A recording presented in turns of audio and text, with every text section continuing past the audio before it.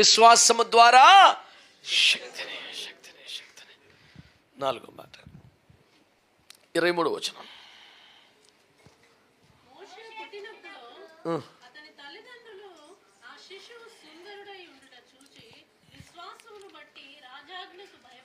అలాగ ఉంచండి. 27 మళ్ళీ.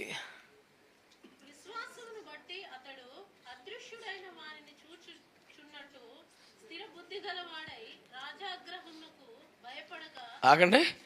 ఈ 2 చోట్ల కూడా మీకు కనపడిన విశ్వాసమును బట్టి భయపడక, విశ్వాసమును బట్టి భయపడక. నీకు దేవుడి మీద విశ్వాసం ఉంటే భయపడ అదా అన్నావు అనుకో, నీ విశ్వాసం పెద్ద సుత్తి. నీకు చిన్న చిన్న శోధన చిన్నది వస్తే చాలు. మన ఒకటి తెల్లవారుజామున లేచి నాకు ఫోన్ చేశాడు, తెల్లరగట్టే. ఆ స్వరం అంతా గాబరగా ఉంది. నన్ను ఏమైందిరా రే, ఏమైందిరా? ఓ ఏడు చేతనాడు. కసురు ట్రై చేశాను 2 నిమిషాలు. ఒక్క ఆగురా దెబ్బకే పీక నొక్కిసినట్టుగా ఆపిసాడు. ఏడు ఇప్పుడు చెప్పురా. ఏంటి చెప్పాను? భయంకరమైన పీడకాలు వచ్చిన దానికి ఆడు ఎక్కిలు పడిపోయి భయంకరంగా గుక్క పెట్టాడు చదువున్నాడు ఆడు ఫోన్లోని. రే కలలోదంతా ఇలలో జరుగుద్దంటావా? దానికే నువ్వు అంత ఏడ్చేస్తాను. డైరెక్ట్గా శ్రమల కొలిమిలో ఉన్న దైవజనులు ఏమని ఆడవాలరా? వాళ్ళకల్లో నీరసంగా ఉన్నట్టుగా మంచమే పడుకున్నట్టుగా చాలామంది వచ్చి పరామర్శిస్తున్నట్టు కనపడిందంట. దెబ్బకే అది దేవుడు తారీఖేసి చెప్పిన మరి ప్రవచనంలా ఫిక్స్ అయిపోయాడు.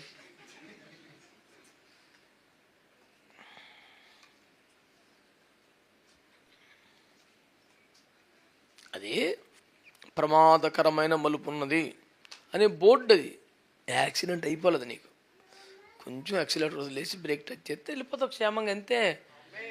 ఆ బోర్డు చూడగానే అక్కడే రక్తం కుక్క చచ్చిపోవటం ఏంటరా? ఒక కళ వచ్చిందంటే అదొక హెచ్చరిక దేవుడు నీకు ఇచ్చాడు. దేవుడు నీతో మాట్లాడే విధానంలో అది కూడా ఒకటి. Okay, all right. ఎక్కడో తేడా ఉందరా, అడ్డం పడతావు కాబట్టి దాన్ని దేవుడు చెప్పాడు. ఓకే, టక్మని చిన్న ప్రార్థన చేసుకొని, ప్రభా 26వ కీర్తన, నీకు ఆయాసకరమైన నలుగుంటూ చూపించు ప్రభా, సరి చేసుకుంటానని వాక్యం చదువుకొని తేడా పడని సెట్ చేసుకుంటే ఆ బోర్డు దాటేస్తాం ఆల్రెడీ. నువ్వు నీ డెస్టినేషన్కి వచ్చిన తర్వాత అక్కడ మధ్యలో ఒక బోర్డు కనపడిందని అంటే ఎప్పుడో దాటేసేది. నువ్వు బోర్డు వచ్చిన మాట నిజమే, అది దాటేసిన మాట కూడా. ఒకరికి ఏంటంటే మంచి 100-100 వెళ్తున్నప్పుడు టర్నింగ్ వచ్చిన వాడు బ్రేక్ టచ్ అయిపోద్దాం, మంచి బాగా వెళ్తుందండి బండి, బ్రేక్ తగ్గిపోద్దాం లేదంటే.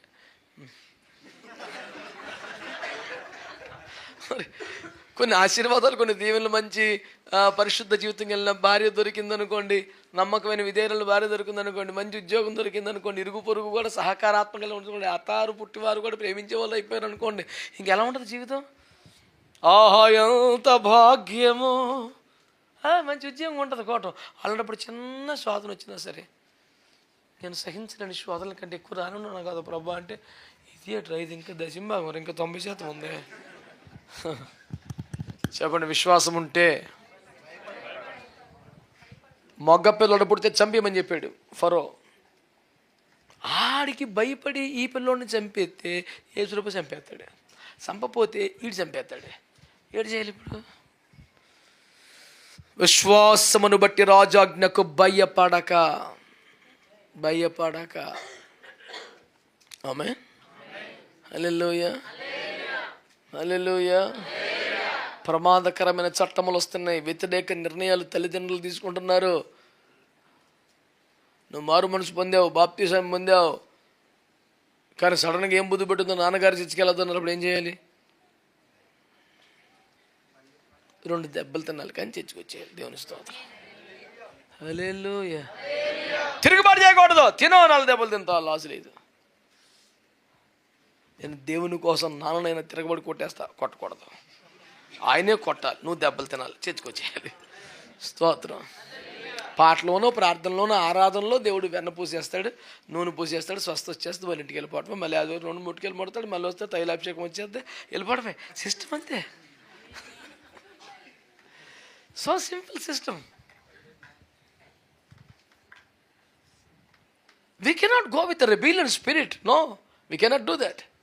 తిరుగుబాటు చేయకూడదు, ఎదురు చెప్పకూడదు. దేవుడు వారిని దర్శించి వారితో మాట్లాడే వరకు నాకు ఈ శ్రమను అనుమతించాడేమోనని అప్పగించుకొని స్వీకరించి శ్రమ సహించాలి. సన్నిధికి మాత్రం దూరం అవ్వకూడదు. యేసు రక్తమే. హల్లెలూయా. నీ భయముతో మేము ఏ భయము లేకుండా చూచుచున్నాము నీ వైపు మా ప్రియ జనక. హల్లెలూయా. దేవుని భయం ఉండాలంతే, ఇంకిట్లకి భయపడం. విగ్రహారాధన చెయ్యమని, చేయకపోతే అగ్నిగుండంలో వేస్తామని రాజు భయపెడుతున్నాడే. విగ్రహారం చేస్తే నరకంలో వేస్తానని దేవుడు భయపెడతాడు. ఎటు భయపడాలి మరి? అంటే కదా మొగ్గు చూపాలా. చర్చికి వెళ్తే కొడతామని నాన్న భయపెడుతున్నాడు. మరి రాకపోతే నువ్వు పరలోకం మిస్ అయిపోతావు అని దేవుడు. అయ్య బాబాయ్ ఇటు రావాలి కదా. విశ్వాసమును బట్టి రాజాజ్ఞకు భయపడక. 23వ వచనం, మళ్ళీ 27వ వచనం అదే. విశ్వాసం బట్టి రాజాజ్ఞకు భయపడక.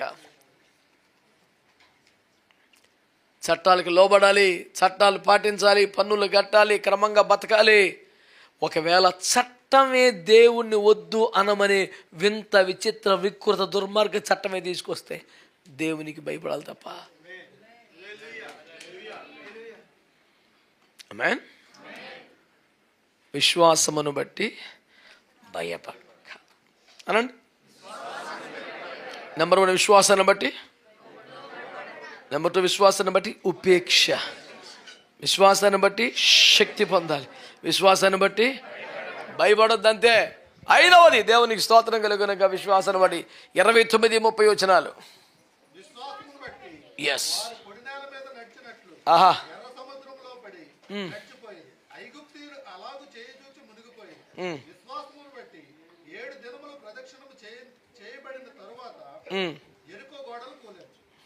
ఇప్పుడు చెప్పండి, విశ్వాసమును బట్టి ఏం చేశారంట?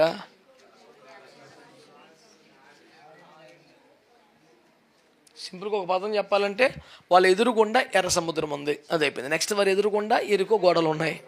ఈ 2 సందర్భాలు కూడా దేవుడు ఏం చెప్పాడు అంతే. అక్కడ సముద్రం, అక్కడ అదే. అందుకే సాయిబాబా బ్రిడ్జ్ అయ్యి తప్పకుండా ఎక్కుతాను. బ్రిడ్జ్ ఎత్తి నువ్వు పెద్ద భక్తులు బయలుదేరావు. That one of the biggest cruise come, Lord, so that I can step into that ship and enjoy in the waters. Boho పెద్ద విశ్వాసి బయలుదేరాడు. అక్కడ పడవలు లేవు, ఓడలు లేవు, బ్రిడ్జి లేదు. ఉన్నదల్లా చంపేస్తున్నట్టు మీదకి వచ్చేస్తున్న సముద్రమే. దాన్ని చూపించన్నాడు. ఎందుకు ప్రార్థన చేస్తున్నావు? సాగిపోతాడు. ఏమంటే అక్కడ ప్రార్థన కాబట్టి ఏం చెప్పేస్తున్నాడు ఎవరన్నా? వెనకనేమో తరుముకు వచ్చేస్తున్నాడు, ఎదరేమో ఒకటి ప్రార్థన చేయకపోతే తిట్టాలి, కానీ ప్రార్థన చేస్తే తిడతాడేంటి? మోషేను ఎందుకు మొరపెడుతున్నావు? మరి ఏంటి చేయాలి? సాగిపోటకి ఇక్కడ ఏమి లేదు. మరి సాగిపో చెప్పడానికి ఎంత ఈజీ, కానీ ప్రాక్టికల్గా ఎంత కష్టం. When there is no way, ఎలాంటి వెళ్ళలేదు అసలు. దారే లేకపోతే ఎట్ట సాగిపోతామండి? విశ్వాసం బట్టి ఎర్ర సముద్రం, విశ్వాసం బట్టి ఎరుకో దగ్గర ఏమంటాడు తెలుసా? దీన్ని మీ చేతికి ఇస్తానని కూలిపోద్ది, మీదుట మీరు చక్కగా ఎక్కిపోవుదురు అంటాడు. హల్లెలూయా. అంటే అది సముద్రమైనా, అది ఎరుకో కోటైనా దూసుకు వెళ్ళిపోవటం ఎదరకే. అంటే దారి కనబడకపోయినా అడ్డు కనబడుతున్నా వెళ్ళటమే. సాగిపోవుటే నాకు నా యేసు నేర్పెను. స్వాదం రాని వేదం రాని వెళ్ళిపోవటమే ఎదరకే. వారి విశ్వాసమును బట్టి సాగిపోయిరి అని చెప్పచ్చు మనం. అంటే ఎర్ర సముద్రంలో కూడా ఇరుకు అడ్డు వచ్చినా కూడా దేవునికి మహిమ కలుగునుగాక. చెప్పండి, 5వ మాట ఏం చెప్పుకున్నాం? విశ్వాసను బట్టి ఎర్ర సముద్రమైన ఇరుకో గోడైనా. 6వ మాట దేవునికి స్తోత్రం చెప్పండి. 31వ వచనం.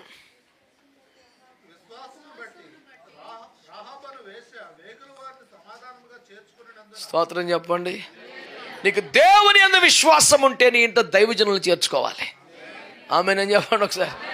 ఆమె విశ్వాసను బట్టి దేవుని సేవకుల్ని చేర్చుకుందంటే ఆ కుటుంబంతో రక్షించబడిపోయింది.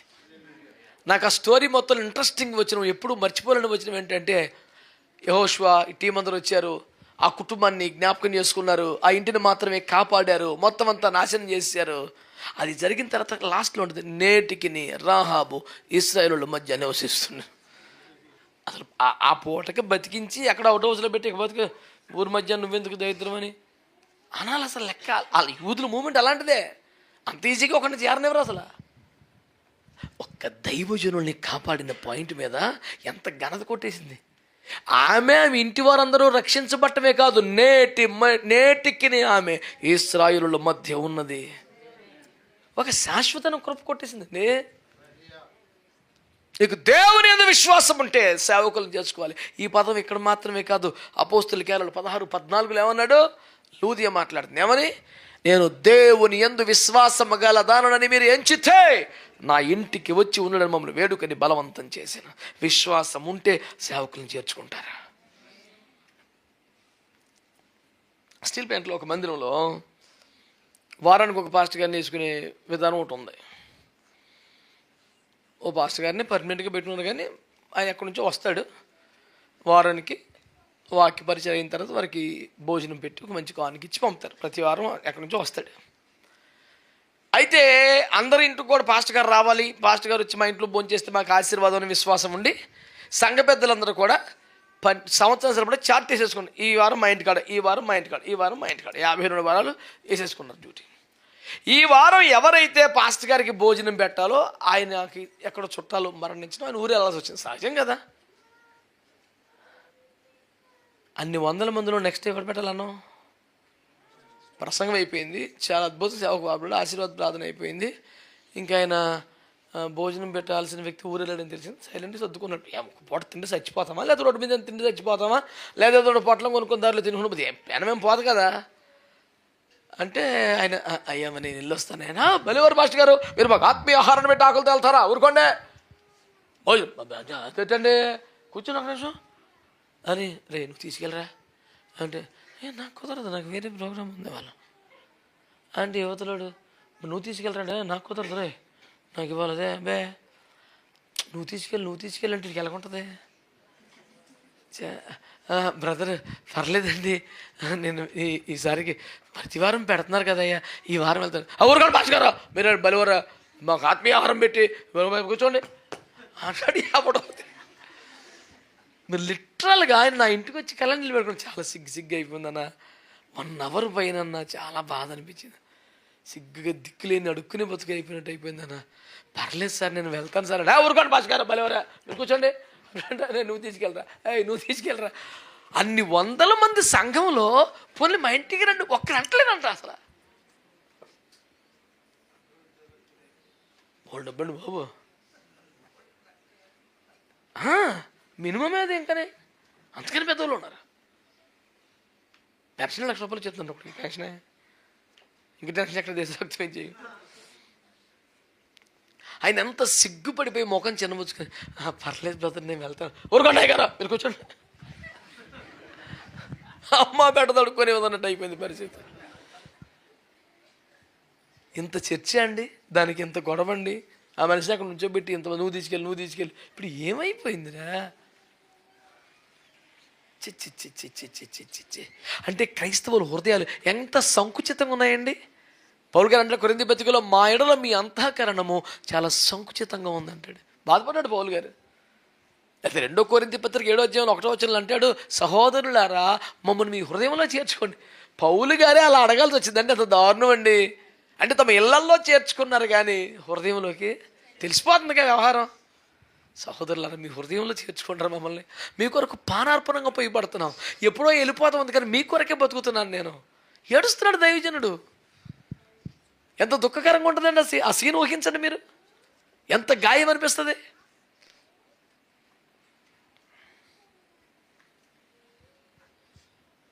విశ్వాసమును బట్టి వారు దైవజనులను చేర్చుకున్నారు. ఇంత ఆలోచన, ఇంత చర్చ అవసరమా అండి? పోనీ నా వాట అయిపోయింది అనుకున్నాను, మళ్ళీ దొరికింది నాకు ఛాన్స్ అని ఎగిరేసి గంతేసి ఎత్తుకెళ్ళిపోవాలి సేవకుడిని. కానీ నువ్వు తీసుకెళ్ళి ఎవరికండి చెండాలి కానీ చిచ్చి. 7వ మాట స్తోత్రం హల్లెలూయా. ఇంకా పైకి ఎదుగుతున్నారు కదా 13వ వచనం.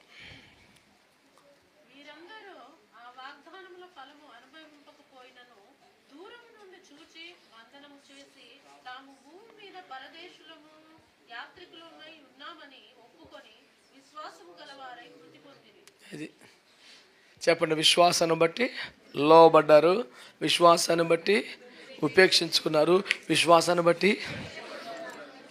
బట్టి లోకములో దేనికి భయపడలేదు, ముందుకు సాగిపోయి దైవజనులను చేర్చుకున్నారు, ఈ విశ్వాసంతోనే మృతి పొందిరి. దేవుడి వాక్యం దాన్ని మిమ్మల్ని దీవించును గాక. మరి ఒకప్పుడు మరి ఆ విధంగా మరి అదే విశ్వాసంతో చచ్చిపోలే. విశ్వాసము ఎలా బ్రతికామో విశ్వాసము గలవారమై మృతి పొందాలి. మృతి పొందినట్టు కూడా అదే విశ్వాసం ఉండాలి. అలాగే బతుకుదామా, అలాగే శబ్దం కూడా ఎక్కడ గ్యాప్ రాకూడదు. దేవుడు మనలాంటి విశ్వాసంతో దీవించును గాక.